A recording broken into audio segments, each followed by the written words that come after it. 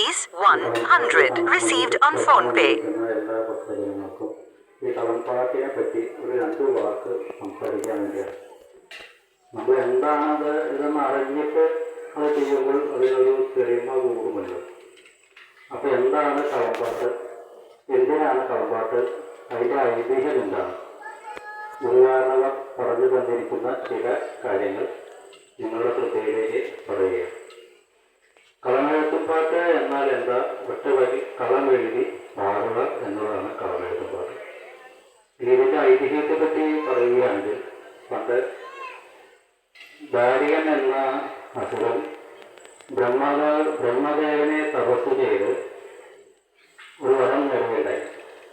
ദേവന്മാരാലോ ഗന്ധർവന്മാരാലോ മനുഷ്യരാലോ മറ്റുള്ള ഒന്നിലും താൻ യുദ്ധം ചെയ്ത് മരിക്കരുത്, അങ്ങനെ ഒരു വരം നേടുകയുടെ അടിസ്ഥാനത്തിൽ ദേവന്മാരും എല്ലാവരും ധാരികമായിട്ട് യുദ്ധം ചെയ്ത് തോൽക്കുകയും ഇനി എന്താണ് ഒരു പോംവഴി എന്നറിയാൻ വേണ്ടി അവർ എല്ലാവരും ബ്രഹ്മാദേവും വിഷ്ണുവും കൈലാസത്തിലെത്തുകയും ഈ ദാരികന്റെ ക്രൂരകൃത്യത്തെ മഹാദേവനോട് പറയുകയും ചെയ്തു. അപ്പോൾ മഹാദേവന്റെ 3-ാം തൃക്കണ്ണിൽ നിന്ന് ഒരു മാംസപിണ്ഡം അളർന്നു വീണു.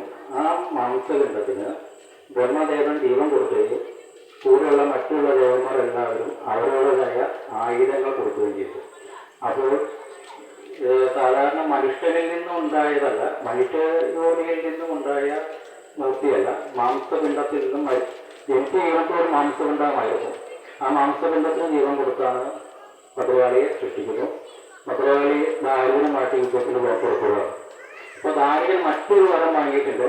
എൻ്റെ രക്തത്തുള്ളിയിൽ നിന്നും ഉണ്ടാകുന്ന ഒരേ തുള്ളിയിൽ നിന്നും എന്നേക്കാളും ശക്തനായ ദാരികൻ അസുരന്മാരുണ്ടാവണം എന്നൊരു വരം കൂടി വാങ്ങിയിട്ടുണ്ട്. അപ്പോൾ ആദ്യം യുദ്ധത്തിന് പോയ ഭദ്രകാളി തോൽക്കുകയും പിന്നീട് 2ാമത് ദാരികൻ ഈ വരത്തെ പറ്റി അറിഞ്ഞ് അതിനെന്താണ് ഒരു പോംവഴി എന്ന